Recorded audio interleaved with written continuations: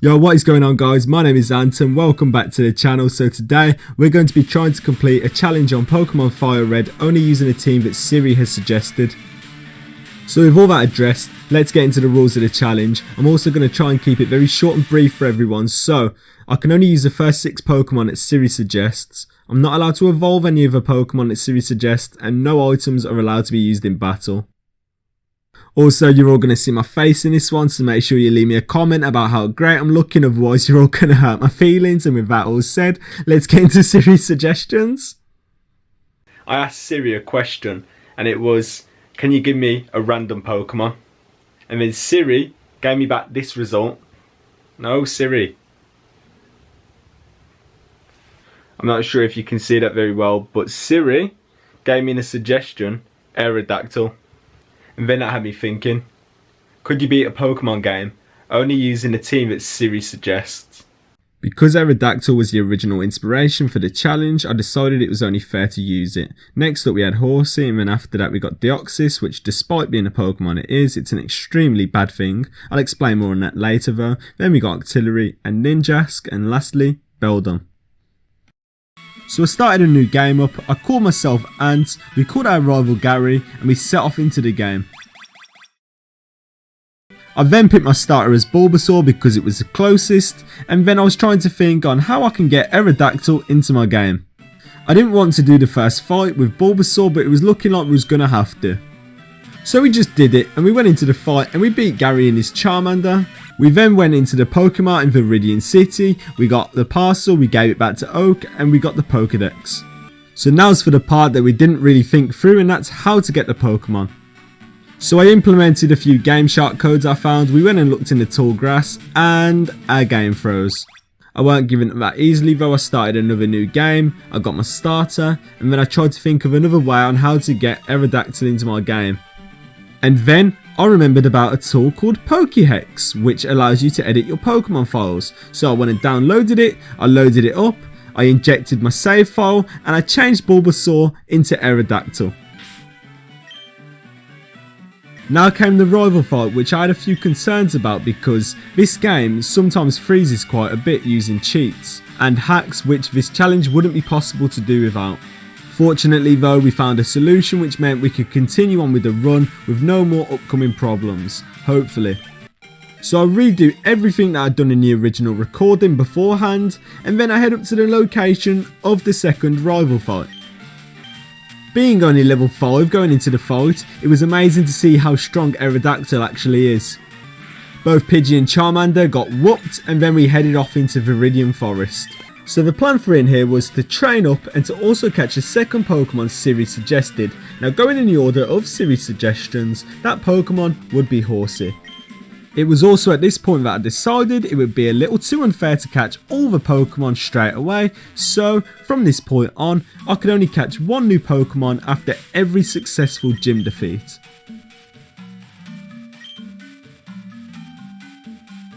So I saved the adventure, I went over onto PokeHex, and then I imported Horsey for the Caterpie we just caught. After a little more training from that moment, we headed into Pewter City to challenge Brock. Despite Horsey being extremely underleveled, it actually done extremely well, beating Geodude and leaving Onix on extremely low HP before it fainted, so then Aerodactyl could come in and finish him off. So we defeat Brock, and in doing so, we earn ourselves the Boulder Badge.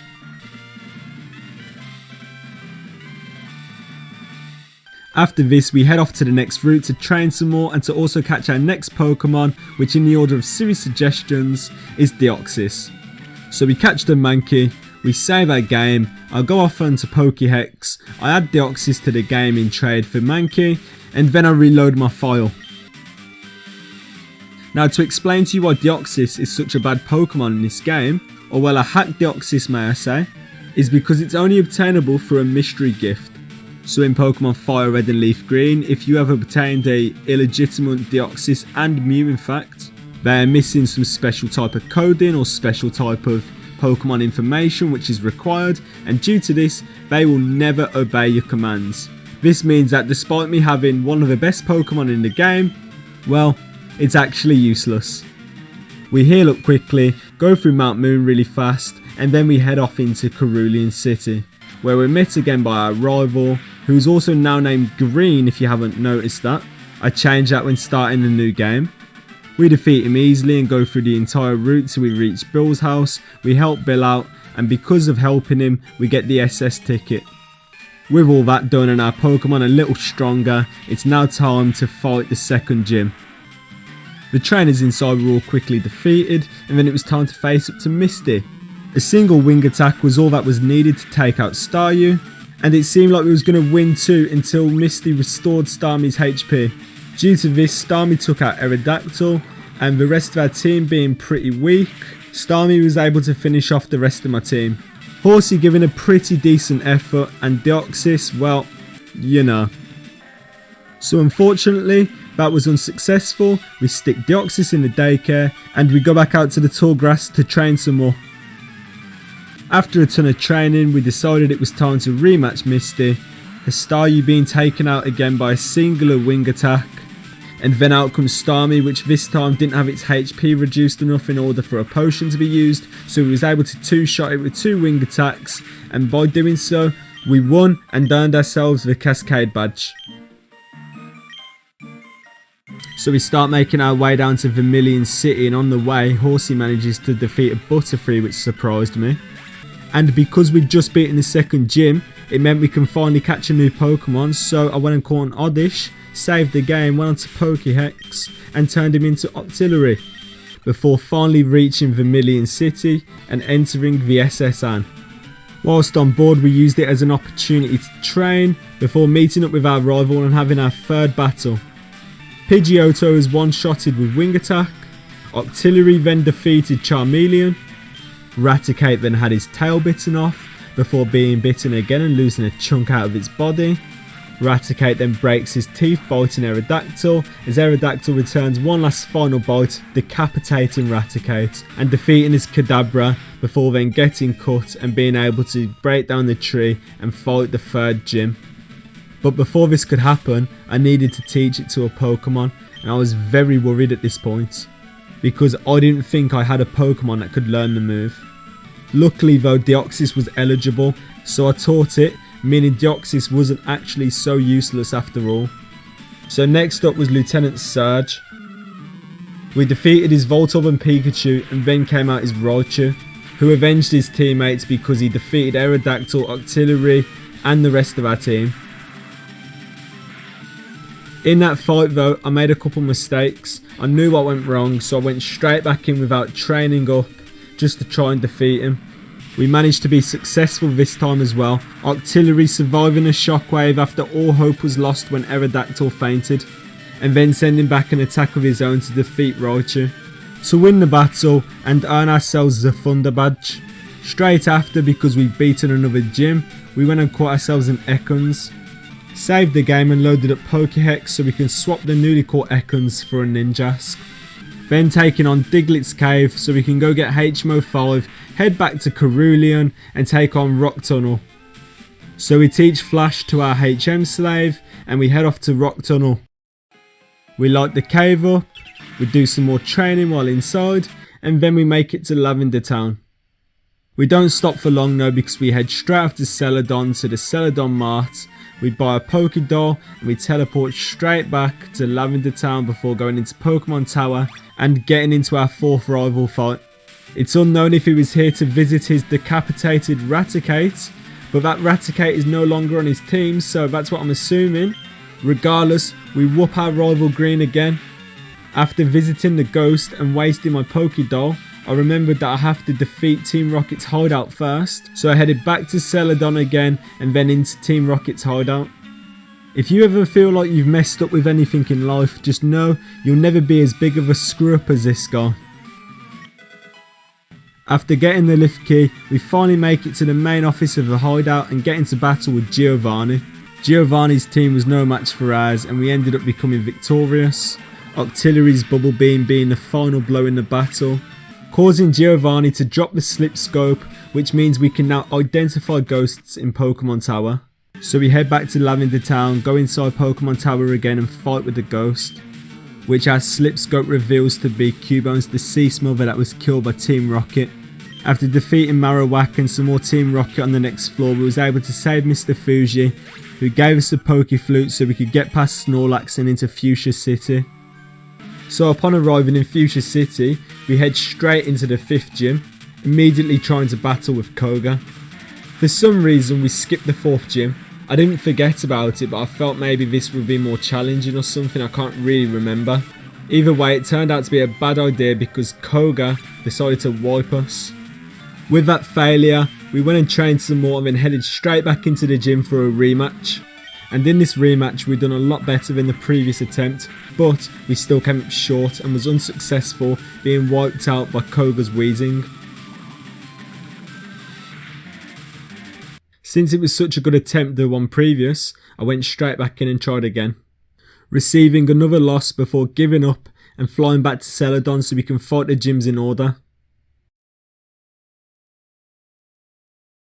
Due to the route we chose before, once we arrived at Erika's gym to fight, we was extremely overleveled, wiping out her entire team with ease and earning ourselves a rainbow badge. Because of this rainbow badge, we can now go catch ourselves another Pokemon for our team. So we catch the Gloom, we save our game, go on to PokeHex, swap the Gloom for Beldum, and off we go to try and fight Koga for a 4th time. We also travelled the Lavender Town route to Fuchsia City this time instead of the cycling route, so it was a bit more higher level too. Hopefully 4th time's a charm. And it was, because Aerodactyl went through and sweeped Koga's entire team. So after beating the 5th gym, we make way into Saffron City and straight into Slipco, finding the card key and making it to the 7th floor where we battle with our rival again. His whole team wasn't much of a match for us. Aerodactyl's ancient power taking down his Charizard. Before then we proceed onwards to the Slipco office where Giovanni is inside. So we get into battle with Giovanni, and Octillery's Bubble Beam being the move that ends the battle for us to give us the win. So we managed to save the corporation successfully, which means we can now go into the 6th gym and fight with Sabrina. Aerodactyl still being pretty overleveled, we managed to beat Sabrina with ease and earn ourselves a Marsh badge. So then we head off to the Safari Zone in Fuchsia City, trying to make it far enough to get a few items that we need. In the first attempt we was unsuccessful, but in the second attempt we managed to get to the gold teeth, which we can swap for strength. We also managed to make it far enough to complete the Safari Zone as well and get the HMO free surf. So we swapped the gold teeth for strength, which led to my last concern of the run. Again, I didn't think I had a Pokemon who could learn it.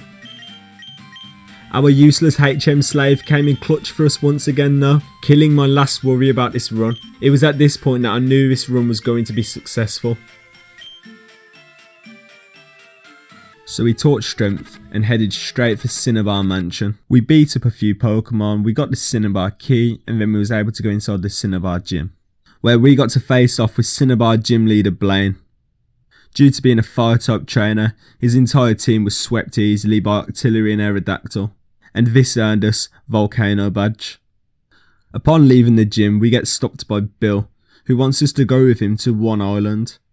We have a bunch of battles, we find the missing Lestelle, and can finally head back to Viridian where we can fight their 8th gym. And for the 3rd and final time in this run, we have one last battle with Giovanni. His ground type Pokemon were no match for Octillery's water type attack, so we took him down easily and we got the Earth badge. So we now have all 8 gym badges, meaning we've proved ourselves worthy to enter Victory Road. And on the way we're stopped by our rival Green, who came with a very clever counter to Aerodactyl with Twister, taking us down, and the rest of our team fainting shortly after. I guess he was getting revenge for that decapitated Raticate. For the first time in this run, it seemed Green's team had an edge over mine, so we went and trained a little more before coming back for a rematch. Aerodactyl defeating Green's last Pokemon with Ancient Power. So next up for us now is Victory Road, the final test for trainers, and also a great opportunity to train and battle a bunch of other trainers to get your levels up. So I did that, battling trainers and wild Pokemon throughout the cave, causing the team to level up a bit more, as I knew the Pokemon waiting for me in Pokemon League were stronger than the ones I had. We made it through the other side of Victory Road and headed straight for the Pokemon League. stocking up on items I could use at the end of each battle. I also used this moment to use my rare candies that I had left in my bag to get that little bit more of extra power ring up before heading on inside. So first up we was battling Lorelei. That's what I'm going to call her anyway because I'm not sure how to pronounce it. Regardless, the battle was going well until a tanky Slowbro took down Aerodactyl. My last Pokemon now being DNA. So yep, our first attempt was a failure on the first battle. I felt a lot of things went against me in that battle, like a bunch of critical hits she got and moves missed. So I didn't do any extra training, I felt like I could beat her, so I just went straight back in. And this time, despite losing Aerodactyl again, we managed to win. So I healed up on my Pokemon and we went off into the second room to face against Bruno.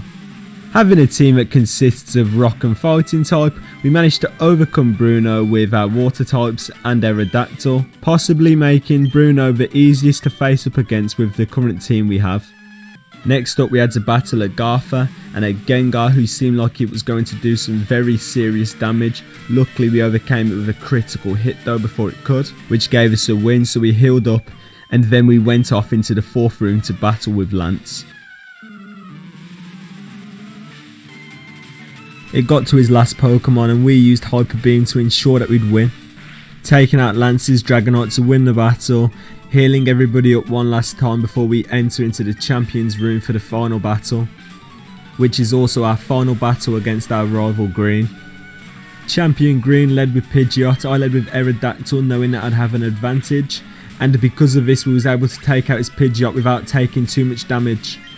Beldum was then sacrificed, so none of my main Pokemon would lose their attack stat from Gyarados' Intimidate ability, as I then sent Aerodactyl back out to finish the job off with Ancient Power. Rhydon was next, but it wasn't no match for Octillery. Green's Exeggutor was extremely close to taking us down though, we just about survived with a few HP remaining. A lucky critical hit then took out Alakazam, as Aerodactyl defeated his last Pokemon with a double super effective Ancient Power.